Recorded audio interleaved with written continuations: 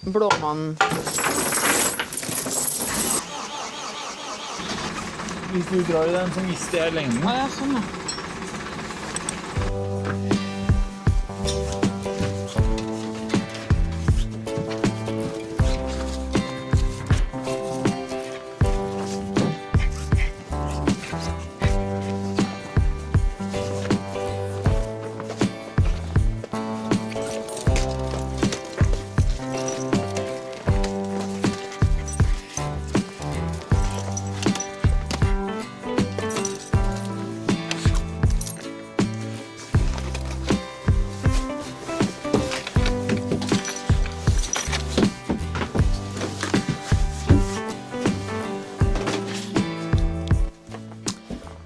God dag, og velkommen tilbake til Lindalandet. Nå kom kjettingene den dagen det skulle faktisk. Posten fant fram. Det sånn kryss i taket. Så nå skal vi da gjøre et forsøk på å sette disse kjettingene på Volvoen. Så da får vi se da om vi får det til. Så kom og bli med. Eller vi må pakke dem ut først da.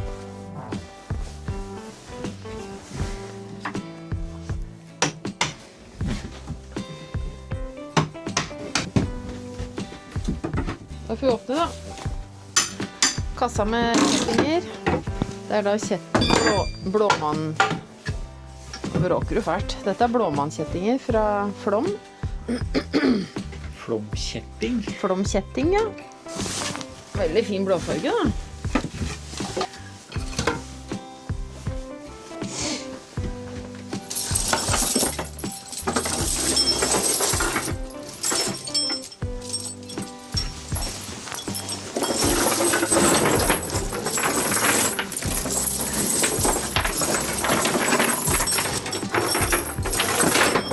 Begge to var oppi her da.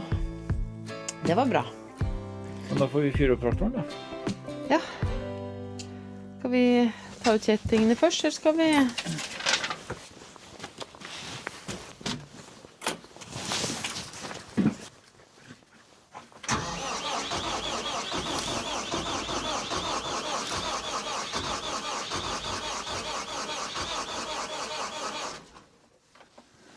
Det var en.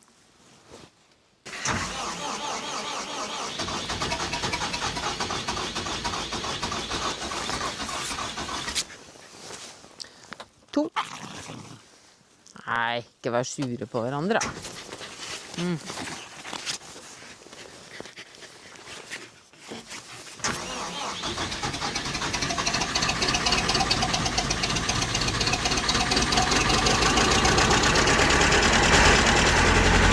Han kom på 3.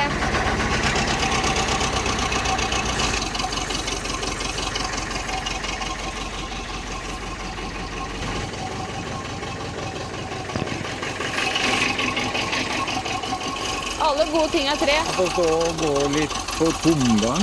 Ja. Motorvarmeren hadde ikke vært i. Hadde den ikke vært i? Det sånn dårlig... Dårlig kontakt. Den sklir ut av Har den ikke sånn lås? Får man kjøpt det?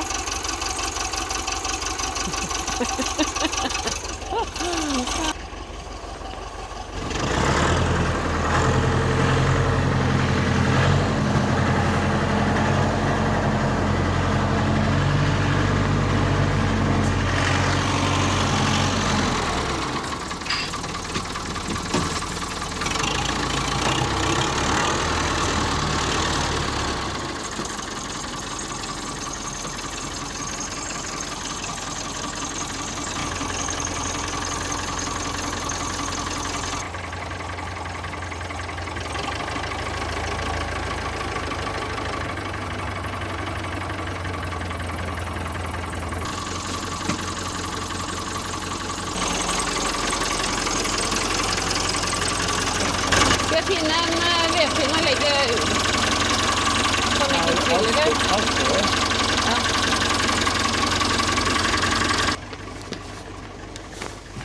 Da får vi begynne med en da. Ja.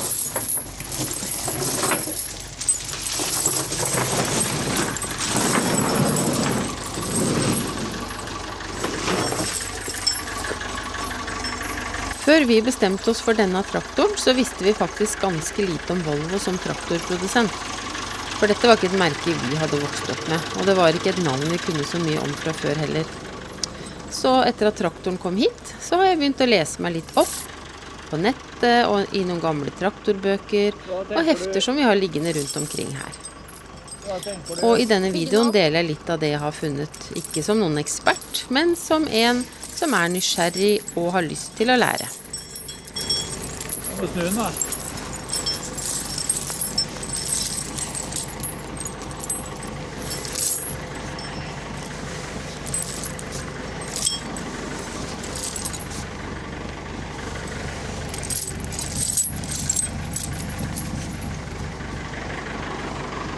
Og det er jo som alt annet.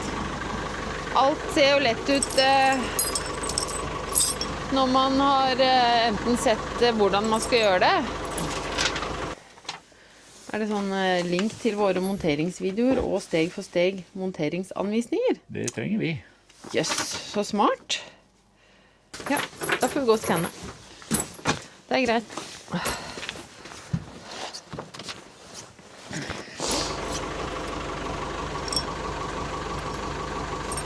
Og så skal man gjøre det i praksis, så er det kanskje ikke så lett allikevel.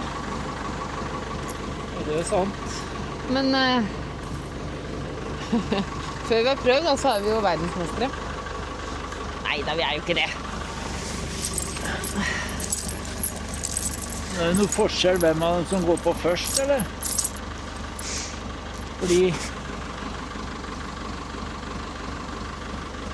For den har kjettinglås i enden, det er jo ikke den her. Altså, det glemte jeg å se etter. Faktisk. Ja, jeg vet ikke. Det er sånne små ting som sikkert er vesentlig. Da får jeg kanskje se en gang til da. På begynnelsen. Kanskje. Ja, jeg skal gjøre det. Nå har vi skannet og sett en liten monteringsvideo. Så tenker jeg at dette skal vi få til. Så ja, mange gode tips. Så er det bare å begynne.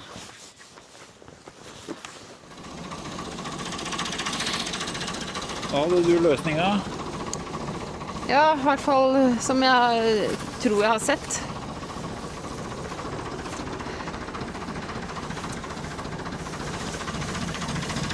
Så skal vi feste ene tauet inni her. Der hvor låsarmen er, tror jeg. Trenger du en kniv? Sånn. Men hvor langt tauet skulle være, det... Nei, men det må jo ut ifra hvor høyt opp her da, sikkert. Ja. Hvis vi lar den gå sånn her omtrent da. Ja. Så hvis jeg kapper den her, så har jeg litt å knyte på.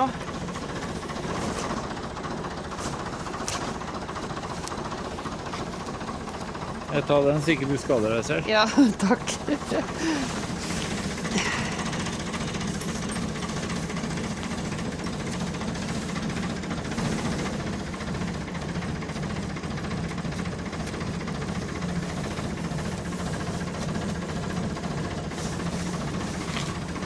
Der.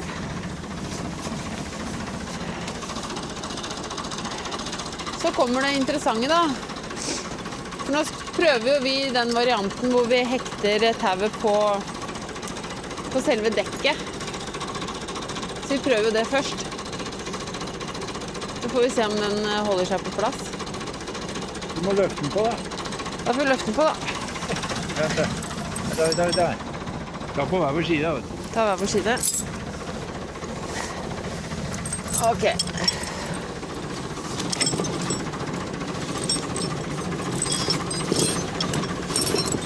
Var det litt langt allikevel? Nei, du må ha den der, tenker jeg. Ja. Holder den seg her? Ja. Jeg vet ikke. Vi prøver. Skal vi bare prøve?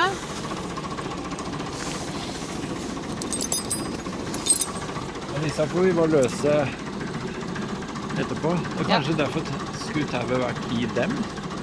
Altså, Ja, vi prøver. følge videoen så var de festet her. Ja. Men det er jo ikke dermed sagt at man ikke kan tenke litt selv også, da. Nei. Men Vi prøver. vi prøver. Og da må du huske å kjøre veldig sakte, Ja. sånn at jeg får tid til å bare justere litt kjettinger. Ja. Se. Ok. Ok, da har vi tatt pigga ut. Tauet henger på. Da er vi klare, da. Og siden vi tar en av gangen, så er det litt sånn som å løse kryssord med blyant. Ja. Vi er ikke alt for optimister.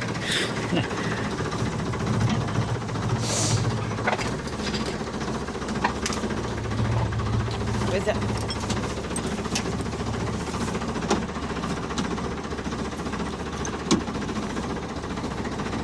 Pass, Elsa, pass. Pass.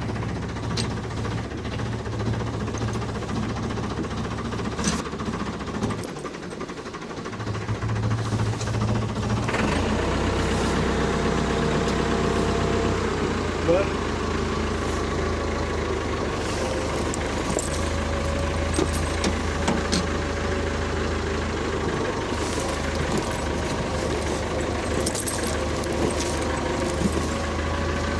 Han hadde ikke lyst til gir i første. Men kan det være litt sånn som bilen, at den må... Ja. Ja. Hva tenker du på? Jeg tror vi har gjort noe feil. Hva tenker du at vi har gjort feil? Jeg kommer ut. Ja, for det er ikke noe høyre og venstre på kjettinger. Nei, når vi kommer rundt nå, blir Ja. det med opp igjen, da? Den blir med opp igjen. Oi, hvor... Ja, ok. Da prøver vi.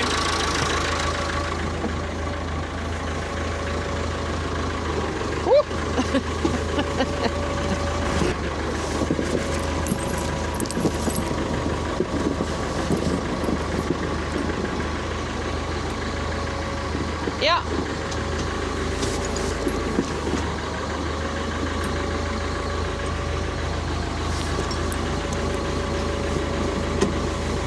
Er du fornøyd? Ja, det vet jeg ikke. Da skal jeg lenger fram. Å, ja, sånn er nei. Nå henter du noe å legge under hjula. Ja. Er det der?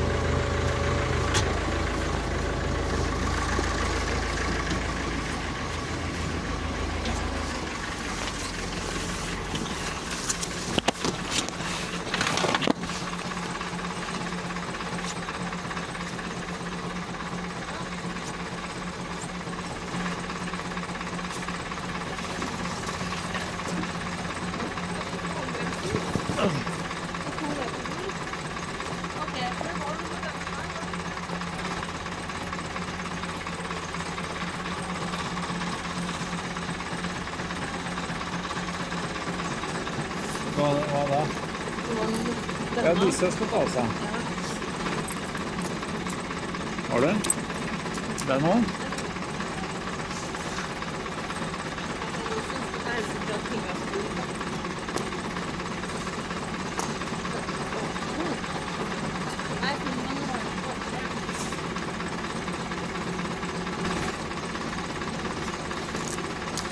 Det er godt den.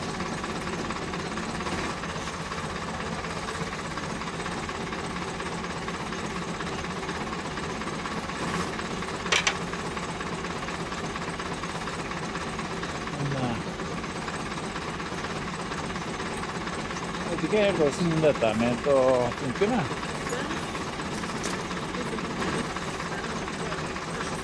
Har du sånn på aresida, eller? Aresida er der. Ja, for da biter disse låsene, tenker jeg.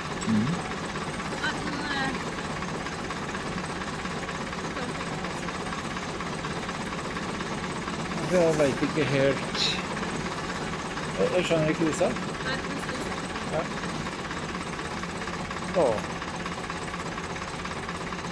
blir det en pause.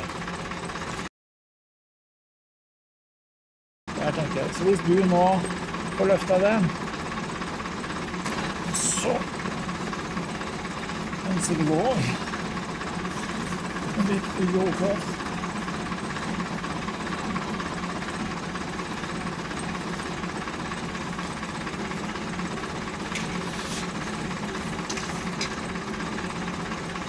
Mangler vi. Treadmill der. Ja, men vi mangler jo den centimeteren. Skal vi finne denne da?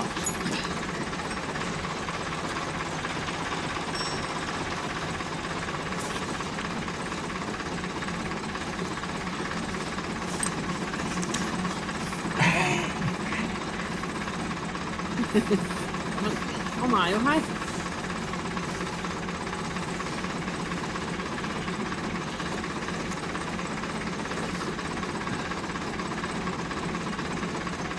Det er liksom den ene centimeteren da.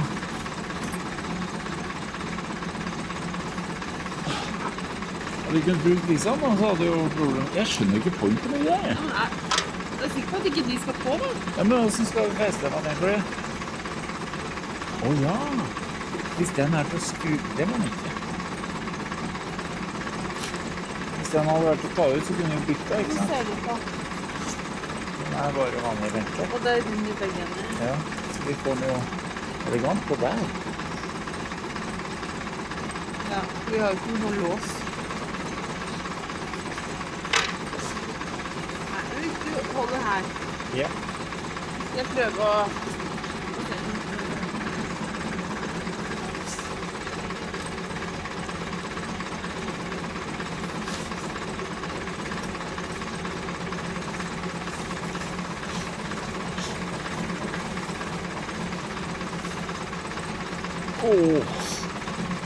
Ikke mye som mangler nå. Ja.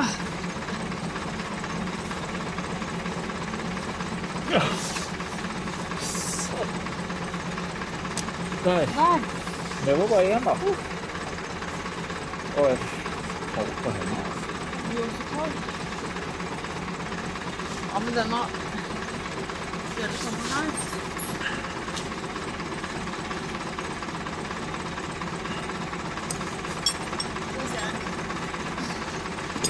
Ja, jeg mistet den.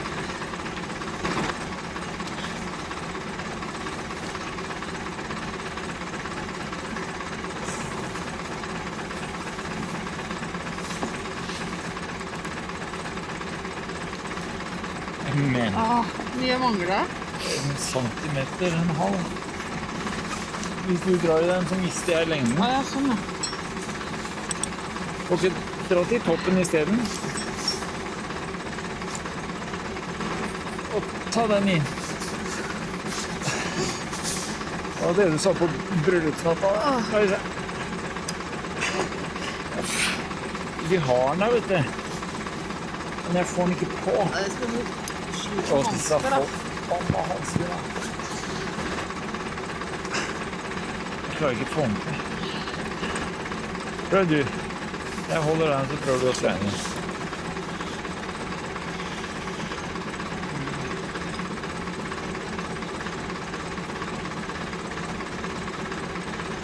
Det er mulig. Ja, det må vise. Vi må, vent da, vi får, Der må jeg ta på de kalde hanskene. altså, sånn som vi fikk inn den andre, så må den inn sånn, Ja. tror jeg. Å, fytte og hakke. Det er bare Dette skal vi gjøre om høsten, 28 varmegrader.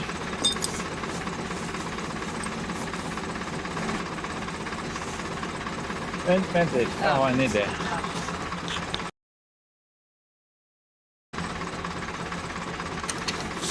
Kan denne gjøre noe?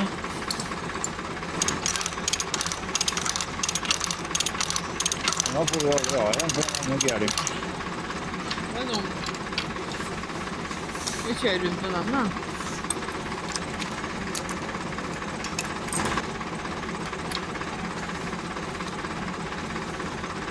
Hva er det vi skal ha på?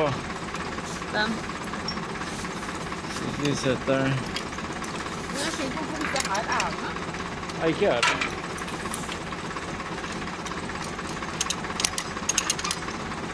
Nei, vent da. Ja, Nei. ja, jeg venter Det er det. for de har bare... Kan vi bytte ut? Ja, det var det jeg Nei. så på i stad, men jeg finner ikke noen måte å ta den ut på. Da må den slås. Det tror jeg ikke vi skal fikle med når vi er så nærliggende her. Nei.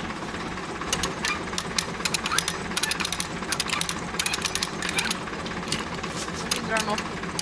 Ja, Vi drar den opp. den? Ja. Ja. Hva er den her oppe? Den er ødelagt, ser du.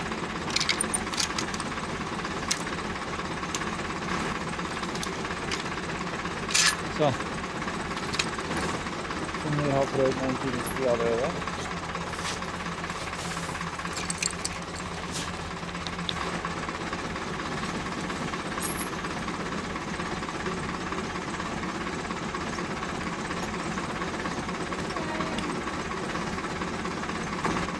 Og vent litt, er du snill.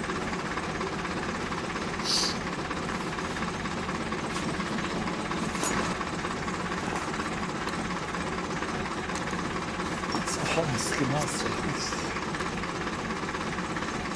Jeg har den der. Det er oppe som sliter nå. Men se her, vet du. Det er så nære. Der. Åh.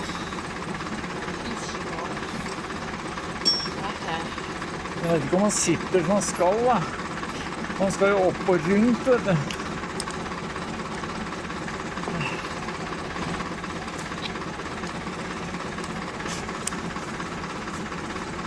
Ja, han skal sånn, vet du.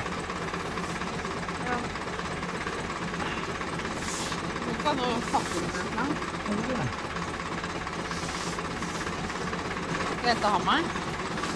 Hvis vi da ikke bare setter det fast, da. Jeg skjønner ikke hvorfor han ikke bryr seg.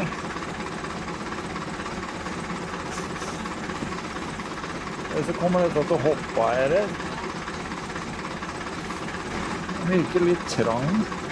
Ja. Men kanskje du må presse den akkurat Ja, hva er det?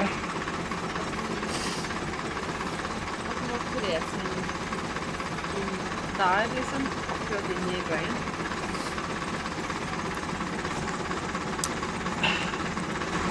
Jeg klarer ikke å ta på meg hanskene igjen.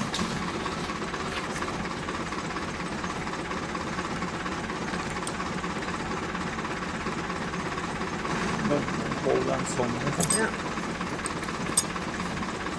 Kanskje det hjelper. Han vil filme.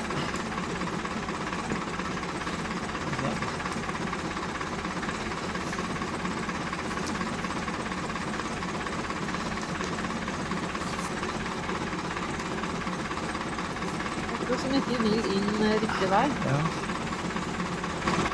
Det er ikke så langt. Men får du snudd den da? Snudd. Den ringen som man skal inn i. Det er det jeg prøver på. Nei, men at du tar den litt ned, vet du. Sånn. Å ja. Men det er der vi har vært, ser det ut som.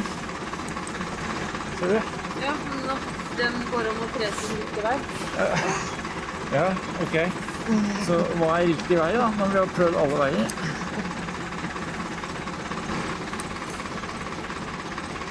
Men altså...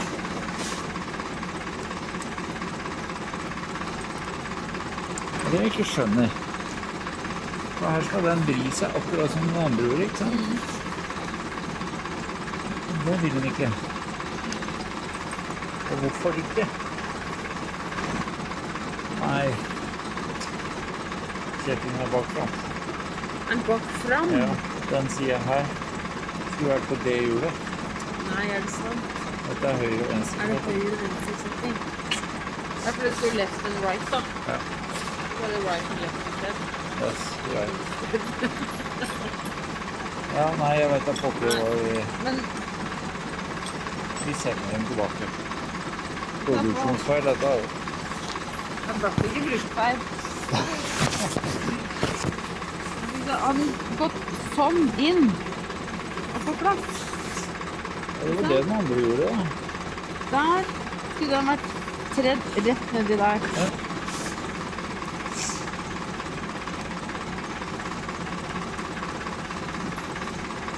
Nei, den vil ikke den uansett hvilken vei vi tar den. Den vil ikke det. Men da får vi bare håpe at den... Nei, nå får jeg pigg inn da. Nå, hvilken vei må den stå da? Sånn. Den veien. Sånn. Ja. Ja, vi får satse for å holde. Så var det dette her, dette skjønner ikke jeg nå. Man skal jo dit da. Og så ned til den.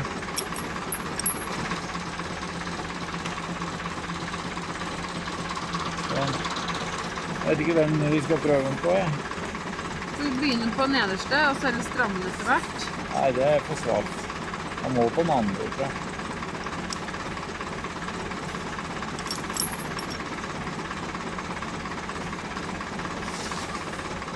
Tror du ikke det? Tror du det?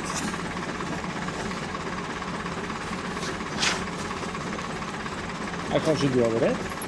Det pleier å være sånn. Der. Ja. Oi, det var jo veldig mye bedre det da. Så tar vi an. Åh, fornøyd med deg selv nå. Åh. Du tar den også, du da. Du har blitt sånn kjettingekspert. Det vet vi hva det er.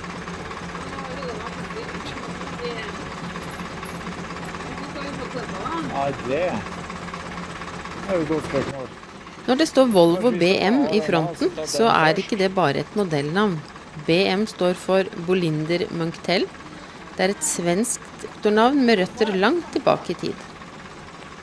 Bolinder Munktel ble til i 1932, da to mekaniske verksteder i Eskilstuna, hvis det er sånn det uttales, aner ikke, men dem slo seg sammen. Og den ene delen hadde historie helt tilbake fra 1830-tallet. Så dette var folk som kunne maskiner, lenge før traktorer ble allmannseie. BM bygde traktorer som var tunge og langsomme, og utrolig seilgivende. Maskiner som var laget for nordiske forhold, og som skulle fungere, og ikke imponere. Ja, det ser jeg.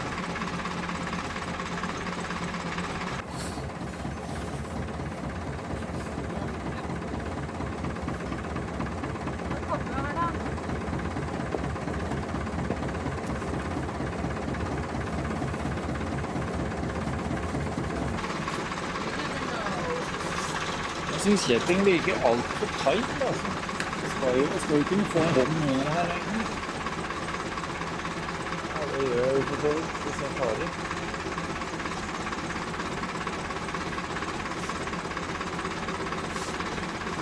Det var ikke noe... Ingenting?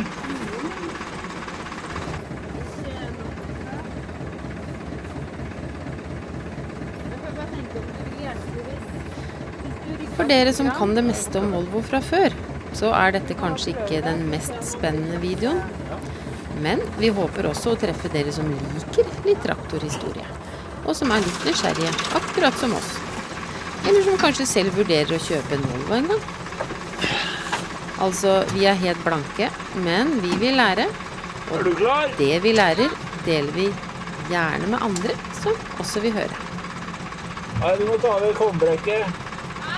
Du må ta av kombrekket. Ja.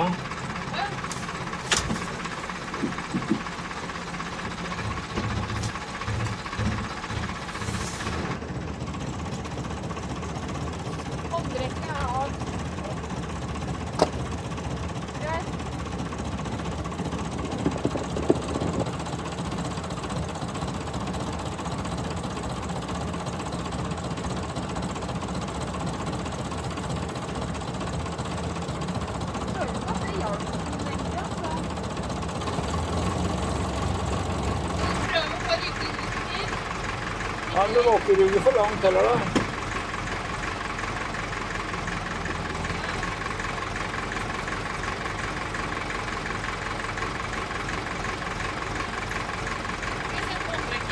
Ja, takk.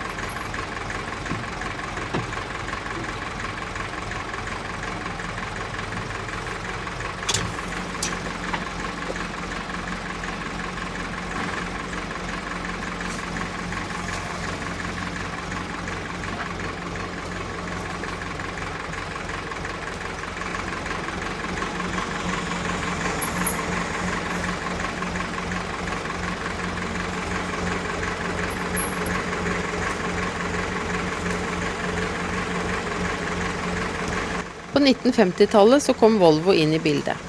Volvo hadde industri og produksjonskraft og kapital, men de hadde ikke den samme lange erfaringen med traktorer. Det hadde Bolinder Munktel. Da Volvo kjøpte BM i 1950, var det ikke for å starte fra bånda, men for å bygge videre på noe som allerede fungerte. Derfor forsvant ikke BM-navnet. Det ble med videre som en slags garanti for at dette fortsatt var ekte arbeidsmaskiner. Og mange år senere ble navnet formelt til Volvo BM, slik som vi kjenner det i dag. Hvis jeg bare treffer. Men jeg får den inn i dekket. Jeg vil ikke helt ha det da. Den der. Låpegreia. Jeg vil jo ikke ha den inn sånn. Så hvordan unngår vi det?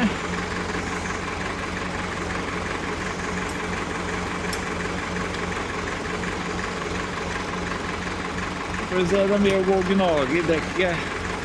Med mindre vi får vridd den sånn da.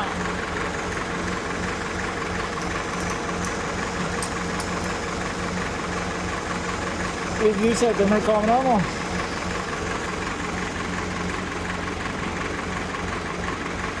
Ja. Og så får du på den der.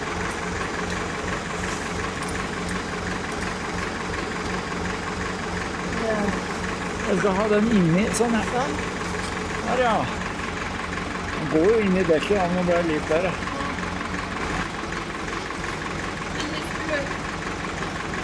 Bare tar den en runde da? Altså, Nå har vi fått på begge. jeg vil ikke bare sjekke nå. Altså, jeg tenker ikke en runde, men bare at dekket går rundt en gang. Jo, jeg kan prøve.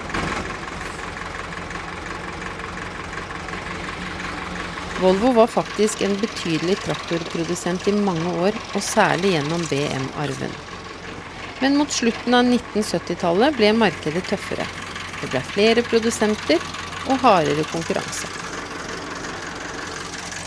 Og Volvo valgte etter hvert å trekke seg ut av selve traktorproduksjonen. Det betyr at disse Volvo BM-traktorene, slik som denne, kommer fra en tid da epoken nærmet seg slutten. Og kanskje er det derfor de føles litt ekstra gjennomtenkte.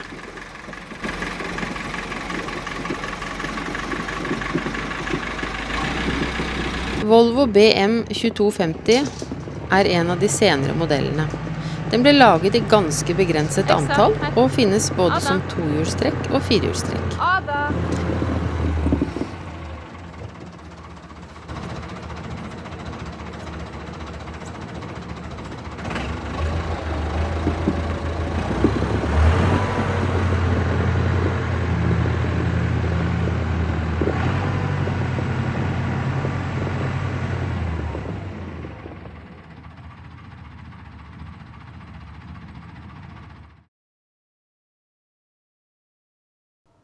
Under panseret sitter det som i utgangspunktet er en Perkins-motor, men som Volvo har sin egen betegnelse på. I Volvo-verden kalles den ofte D39T, selv om grunnkonstruksjonen er kjent fra Perkins.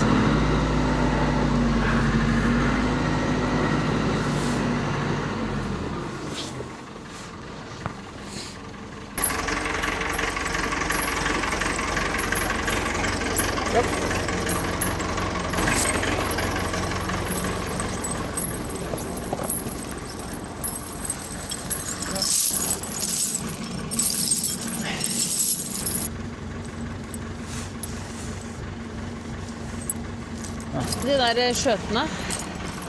Ja. Hvor? Der? Der. Ja, men så vi må, ja. Men vi må gjøre, ja, ja. Vi må gjøre noe, vet du. Sånn.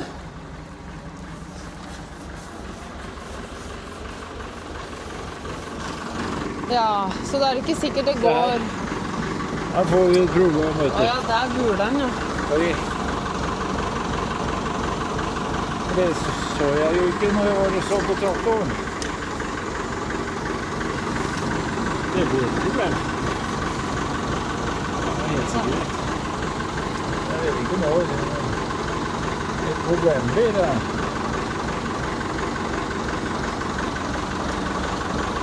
Ja, ja.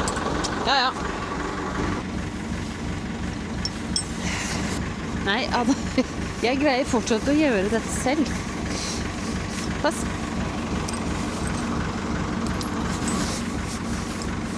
Sånn. Da får vi se da om de får til å henge på her.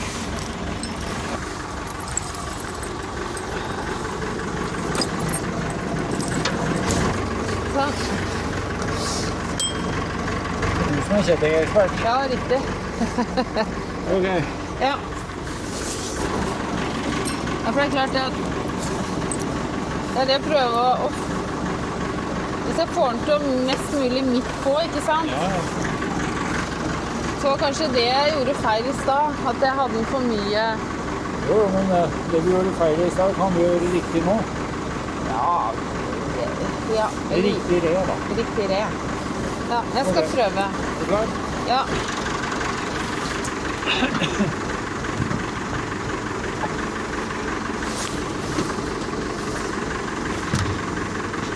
Klar? Ja.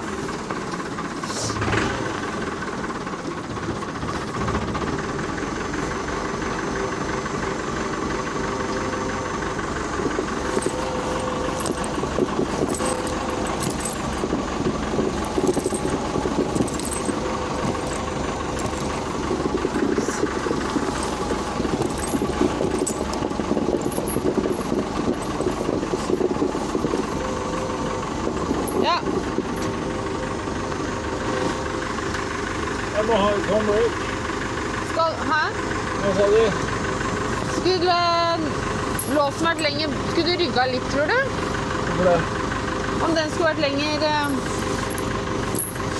Nei, vi prøver her. Håndbruk. Håndbrekk.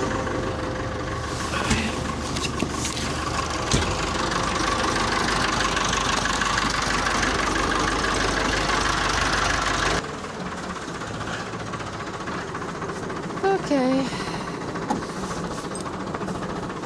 Men denne virka jo mye lenger.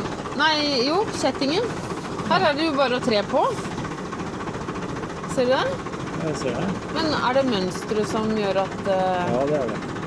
Ja, Bra tenkt. så nok... Skal vi se. Det var jo litt lettere å få på denne her da. Litt så ut som. Ja, det var sånn. Så da tenker jeg at da må vi stramme disse ganske mye mer da. Så skal vi ta av tauet? Ja, Eller skal vi... Du kan jo låse den først. Ja, hvilken tar du på? Jeg vet ikke ennå.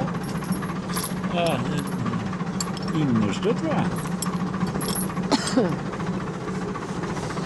vi nesten ta den. Oi, Nei, det er ikke såpass. plass der. Jeg tar den på nest innerste.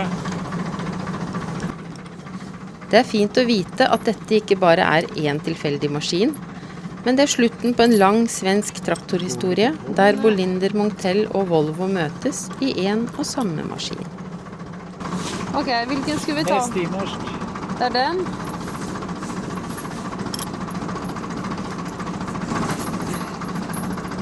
Nest innerst. Ja, det er den. Ja. Vent da. Skal den underfra eller ovenifra? Ja, vent da. Nå må du lure på. Skal den inn den veien? Sånn. Jeg vet ikke. Det er det man får. Ja.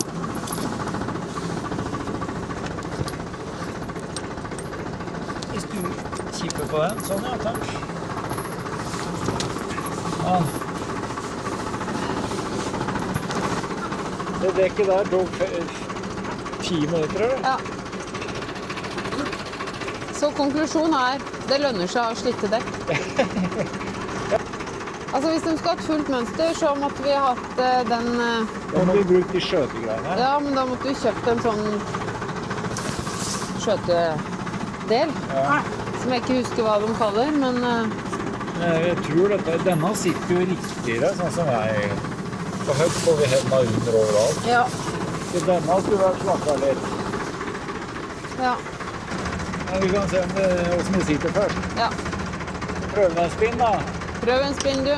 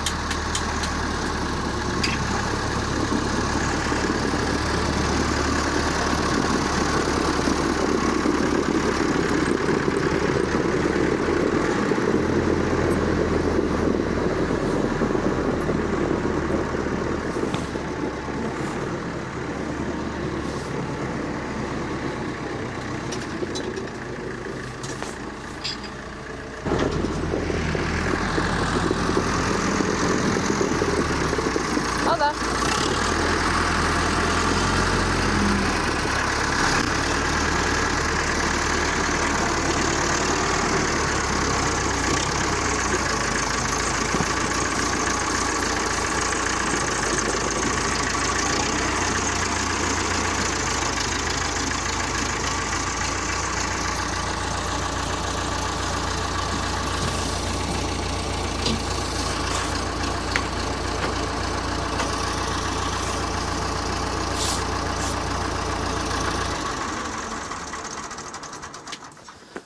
Ja, da har vi fått satt på kjettinger. Amatører som vi er, men jeg synes vi fikk det til ganske greit, det da. Så vi konkluderte egentlig med at det lønner seg å ha et slitt dekk, for da gikk det jo 10 minutter da, i forhold til nesten en time som vi brukte på den første. Men det er jo bare tull selvfølgelig. Det er jo bare skjøt, så ikke ta meg på alvor når jeg sa det. Det beste er jo å ha god dekk. Men uansett, nå er vi ferdige. Jeg håper noen andre kan få litt nytt av dette her også, som ikke har lagt på kjettinger før. Takk til alle dere som abonnerer på kanalen vår. Og takk for alle nyttige, fine kommentarer. Vi setter også alltid pris på en tommel opp. Abonner hvis du liker det du ser. Så da tar vi i kvelden. Takk for at du så på. Vi ses i neste video. Ha det!